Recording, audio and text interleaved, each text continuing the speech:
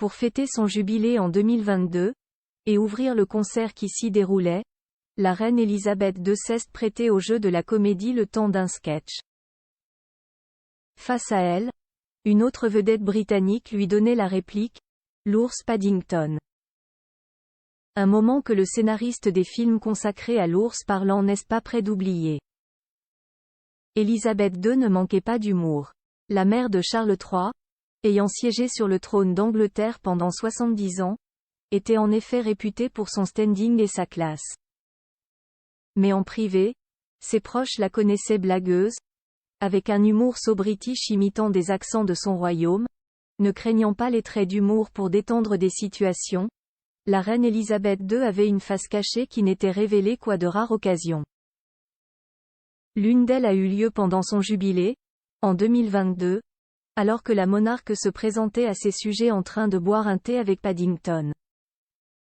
Personnage de fiction célèbre au Royaume-Uni, l'ours amateur de marmelade a été porté à l'écran par Simon Farnaby, scénariste des 2 longs métrages sortis en 2014 et en 2017 réalisés par Paul King.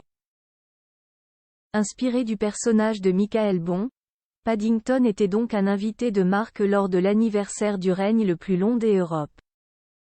Dans un sketch tourné en une journée, les spectateurs du jubilé ont pu découvrir Elisabeth II et Paddington en train d'échanger sur leur amour de la confiture d'orange, tout en se révélant un secret, où est caché leur sandwich de secours. Une discussion à laquelle Simon Farnaby a assisté. C'était une chose très spéciale à laquelle j'ai participé. Cela fait partie de l'histoire et c'était formidable d'être là. J'étais dans la même pièce.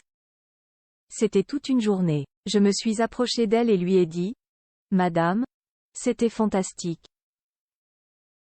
Vous êtes une très bonne actrice », a-t-il raconté dans The Express.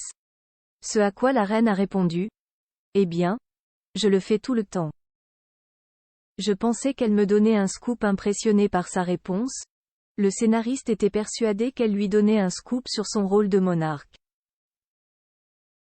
Oh, vous voulez dire jouer le rôle de la reine? Lui a-t-il dit, avant qu'elle ne rétorque. Je vous demande pardon? Une méprise qui valut une frayeur pour le cinéaste. J'ai alors perdu toute confiance en moi. Je pensais qu'elle me donnait un scoop, comme s'il s'agissait d'un rôle. Mais outre cet incident, Simon Farnaby se souvient surtout de la patience de la reine, qui accueillait les critiques pour améliorer son jeu. Le directeur arrivait et disait, « Madame, pourriez-vous être un peu plus douce ?» Et elle était si gentille qu'elle disait, « Je suis vraiment désolée, oui bien sûr. » Finalement, c'est grâce à ses petits-enfants que Elisabeth II a saisi la portée de son personnage.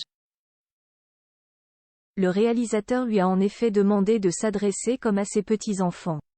Simon Farnaby se souvient, « C'était vraiment gentil et vraiment adorable. » Backgrid UK.